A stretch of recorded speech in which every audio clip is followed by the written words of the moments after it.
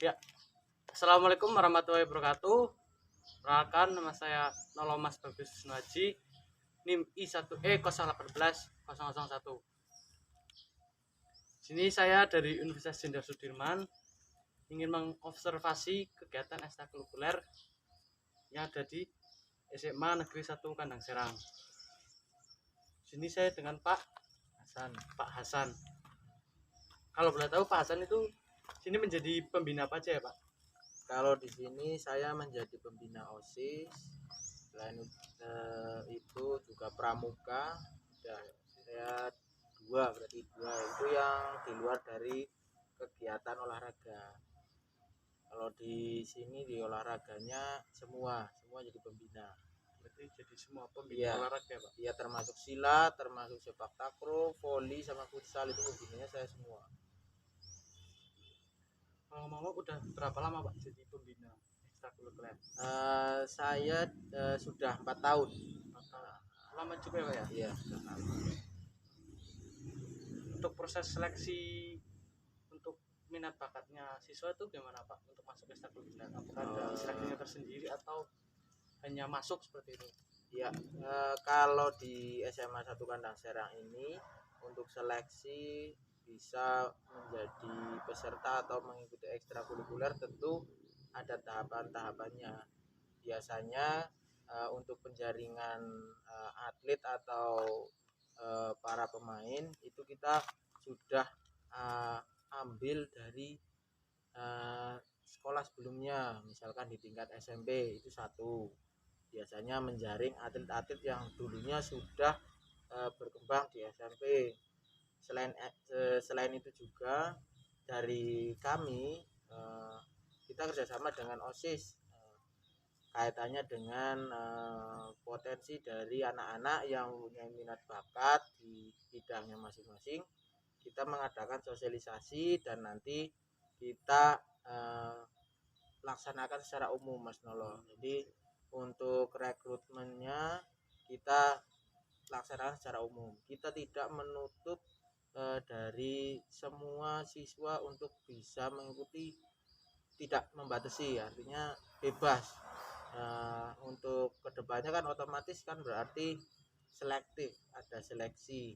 Jadi otomatis nanti ya itu sudah otomatis ketika nanti anak-anak berjalan perubahannya tidak signifikan, biasanya dari siswa itu tersebut biasanya malas, kemudian nanti mundur sendiri, dan nanti ya otomatis yang ada di tim ada yang ikut ekstra itu yang sudah biasa main seperti itu.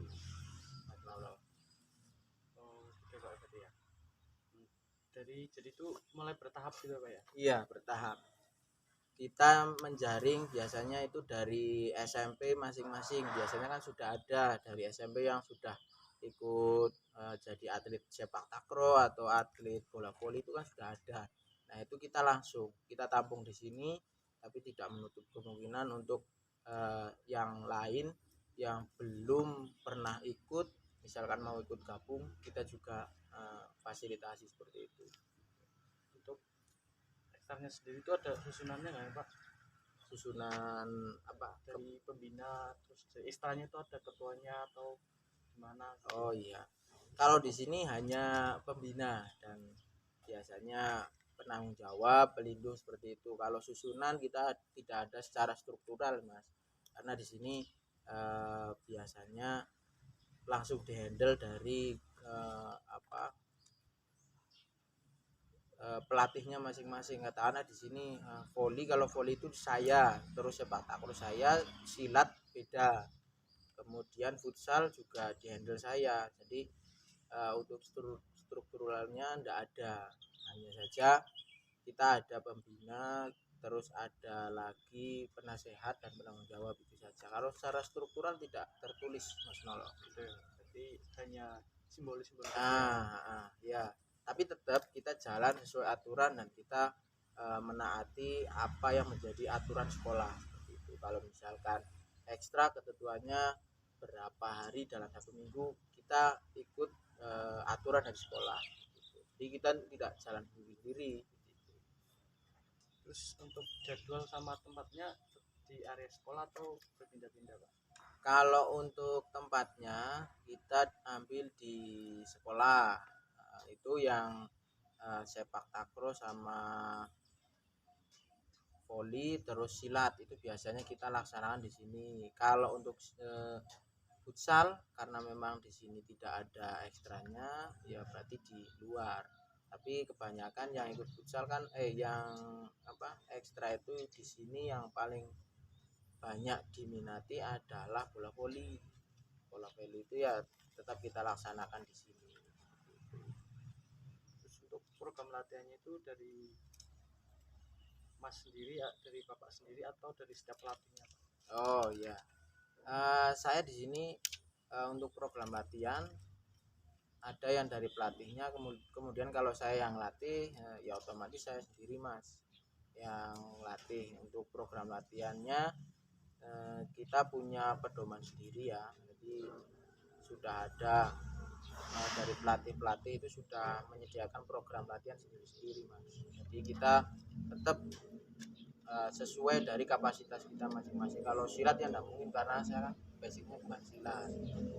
Kalau futsal pun sama karena di sini pelatihnya juga belum semuanya sendiri-sendiri Mas. Kak, contoh takraw sama voli itu kan bareng saya yang latih. Terus untuk sarana prasarannya apakah memadai, Pak, di SMA? Kalau sarana prasarana sih terbilang ya memadai, akan tapi masih ada sedikit kekurangan yaitu terkait di lapangannya Mas. Karena lapangan kita bisa lihat ini bergandengan dengan lapangan sepak takraw. Nah, ini kadang ketika dilaksanakan itu biasanya sering rancu enggak kondusif seperti itu. Ketika jadwalnya memang yang ditentukan dari sekolah itu bareng, kita agak kesusahan di situ dan masih rumput ya karena di sini itu curah hujannya kadang tinggi ya, otomatis rumput juga menjadi kendala. Otomatis ketika basah tidak bisa digunakan untuk main. Nah, untuk fasilitas yang lain terkait bola dan alat-alat latihan lainnya sudah mumpuni di sini. Cukup lah ya, Ya, latihan teman-teman adik-adik di sini bermain. Untuk selama pandemi seperti ini ekstra tetap jalan atau bagaimana, Pak? Kalau di pandemi ini sebenarnya kita tetap jalan Mas, cuma kita enggak laksanakan di sekolah karena kita menghargai. Mungkin kalau misalnya kita adakan di sekolah nanti ada yang melihat, takutnya nanti ini melanggar aturan dan lain sebagainya. Kita tetap laksanakan itu, kita ambil untuk lokasi yang jauh dari jalan yang sepi, kita manfaatkan untuk latihan dan itu alhamdulillah sudah jalan. Yang silat dan sama yang bola-bola itu masih jalan walaupun di situasi pandemi. Untuk atlet sendiri dalam pandemi ini apa tetap konsisten atau tidak ya, Pak? Saya melihat justru di masa-masa pandemi ini atlet itu banyak yang memanfaatkan waktunya untuk latihan Mas. Jadi ini juga mungkin dari anak-anak itu sendiri karena memang tidak ada kegiatan, makanya sering melakukan kegiatan-kegiatan untuk menunjang latihan seperti fisik dan lain sebagainya. Itu malah anak-anak lebih giat dibandingkan hari-hari biasa. Jadi ya ada kelebihannya terkait dengan pandemi seperti ini. Manfaatnya anak-anak jadi lebih giat untuk latihan fisik Mas, karena selain menjaga imunitas juga bisa meningkatkan kualitas dari fisik mereka masing-masing. Tapi memanfaatkan waktu-waktu yang senggang karena sekolahnya online, Iya, buat iya, latihan iya, gitu, Pak, ya? seperti itu.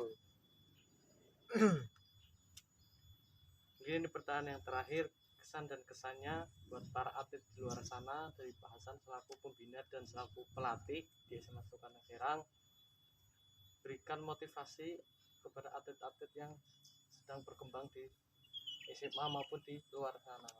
Oke ya, kalau kesan-kesannya ya tetap semangat meskipun di masa-masa pandemi seperti ini ya. Justru di masa-masa pandemi ini harus dimanfaatkan karena selain berolahraga itu bisa menjaga kesehatan, meningkatkan daya imun. Selain itu kan otomatis kegiatan belajar kadang kita laksanakan menurut udah maksimal. Nah, akhirnya harusnya ini bisa dimanfaatkan oleh anak-anak untuk meningkatkan kapasitas mereka masing-masing. Seperti itu aja, Mas. Ya, mungkin itu saja. Terima kasih atas waktunya Pak Hasan, sudah menyempatkan waktunya terus sudah bersedia diwawancarai. Dari saya mungkin itu kurang lebihnya, mohon maaf. Oke, sama-sama Mas Nolo. Saya tutup. Assalamualaikum warahmatullahi wabarakatuh. Oke, sudah dipotong. Foto surat kayak foto sama screen. 1 2 3. 1 2 3. Oke, terima kasih. Lagi mau pas salamannya udah screen. Iya.